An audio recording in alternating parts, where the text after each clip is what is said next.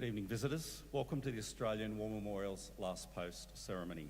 My name is Richard Cruz, and joining us today from the Australian Army is Private Karuna Henderson.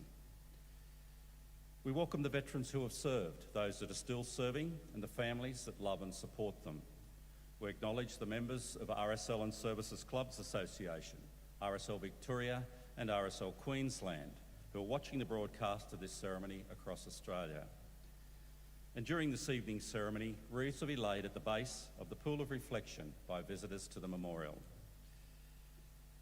I invite you all, if you're able, to please stand and join in singing the National Anthem.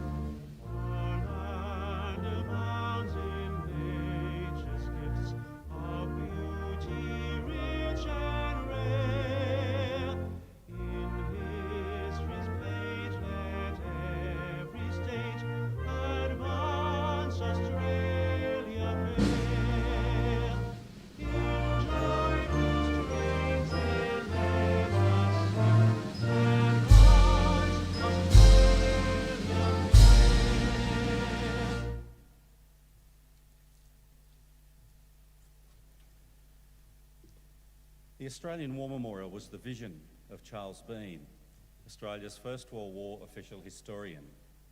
Bean landed with the Australian troops on Gallipoli and stayed with them at the front through to the end of the war. The idea of this national memorial and museum came to him at Pozières, France, in the depths of the bloody fighting of 1916. Bean's idea was that this would be a place where families and friends could mourn their loved ones buried in faraway places.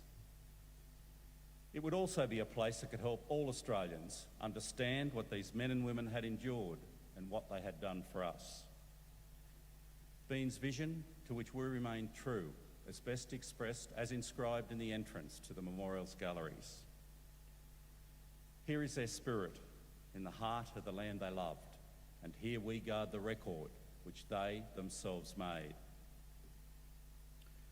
Tonight we'll read the story behind just one of those on the Roll of Honour, which lists the names of more than 102,000 men and women who have given their lives for us in war and on operations for more than a century. But first we present a lament, Flowers of the Forest. Wreaths and floral tributes will now be laid at the base of the Pool of Reflection.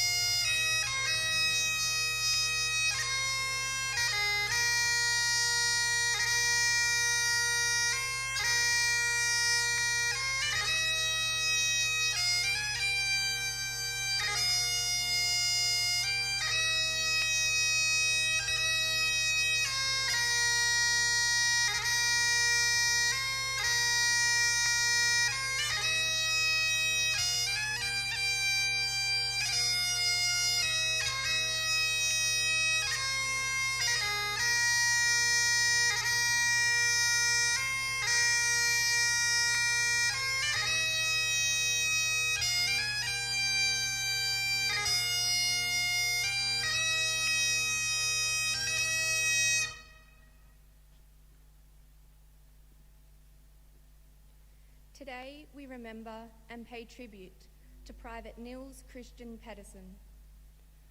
Nils Pedersen was born in about 1886 in Christiania, Norway, today known as Oslo. As a young man, he became a sailor and worked on whaling ships off the coast of Greenland. He then began working on timber-carrying ships, travelling between North America, England, and Australia. While his ship was docked at Adelaide, Pedersen fell ill with typhoid and recovered in hospital in the city. While he recuperated, his ship left without him, and he decided to stay in Australia. Peter, as he was known in Australia, got a job with the Railways Department in Oodnadatta, in the far north of the state. In May 1915, Pedersen decided to enlist in the Australian Imperial Force in Adelaide. After a period of training, he embarked on board the transport ship Moria in August. In December, he joined the 27th Australian Infantry Battalion on Lemnos Island, while it was in the process of withdrawing from the Gallipoli Peninsula. The unit moved to the training camps in Egypt in early January. The 27th Battalion sailed to France and travelled to the north of the country, entering frontline trenches just south of Armentières. By late July, the unit had travelled to the Somme sector of the front. There, it entered into its first battle at Pozières. During an advance, a German shell exploded near Pedersen, and shrapnel struck his right leg. He described the ordeal that followed in a letter to a friend in Adelaide. "I tried to crawl back to our lines, but I lost my direction in a wood which the enemy started to bombard. I took shelter in a shell hole where I spent the night, and when daylight broke, I found that I could not move. So I was forced to remain there all day and all night, and you cannot think how much I suffered. To make matters worse, my water bottle was smashed." Pedersen was eventually found by stretcher bearers and evacuated to hospital, where the shrapnel was successfully removed from his leg. Medical authorities recommended that he be returned to Australia to recover, and he arrived in Adelaide in December 1916. Pedersen had not been discharged from the army, however, and in June 1917, he sailed once more to the war on board the transport ship Border. He arrived in England in August and undertook training at the army camps on Salisbury Plain. There he trained into the new year. He sailed to France in April 1918, where he joined his new unit, the 10th Battalion. In March of that year, German forces had launched what was to be their last major attack of the war, known as the German Spring Offensive. The 10th Battalion was involved in fighting against this assault in the northern part of the Western Front, near the border with Belgium.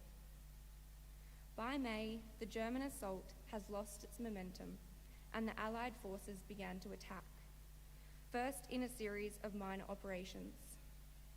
The 10th Battalion took part in one of these on the 30th of May 1918 at Mont de Maurice. Their goal was to capture the German post opposite, and in doing so, advance the line. The unit was successful in obtaining its objectives and then also held off 3 counterattacks. At some point in the fighting, however, Pedersen was killed in action. He was 31 years old. He was buried in La Crelle military ceremony near Azebrook in northern France, alongside more than 500 other Commonwealth First World War graves and a small number of German war graves. Private Nils Christian Pedersen is listed on the Roll of Honour on my right, amongst almost 62,000 Australians who died while serving in the First World War. His photograph is displayed today beside the pool of reflection. This is but one of the many stories of service and sacrifice told here at the Australian War Memorial. We now remember Private Nils Christian Pedersen, who gave his life for us, for our freedom, and in the hope of a better world.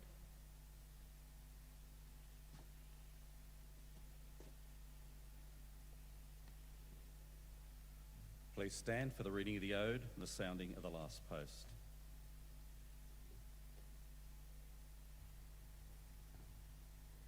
They shall grow not old, as we that are left grow old. Age shall not weary them, nor the years condemn. At the going down of the sun and in the morning, we will remember them. We will remember them.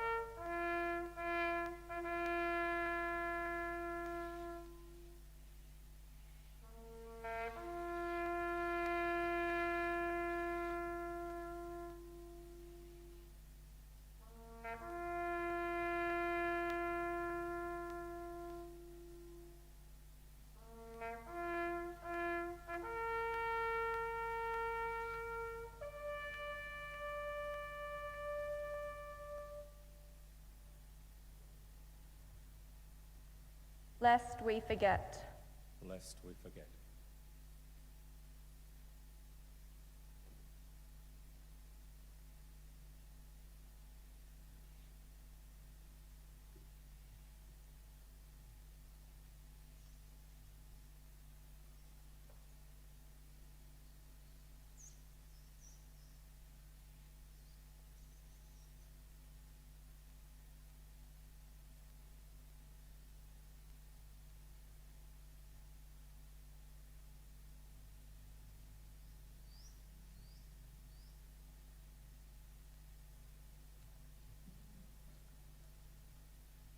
We leave you this evening with the words of the memorial's founder, Charles Bean.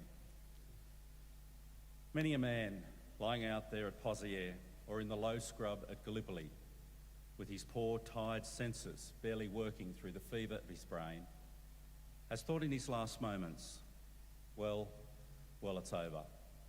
But in Australia, they will be proud of this.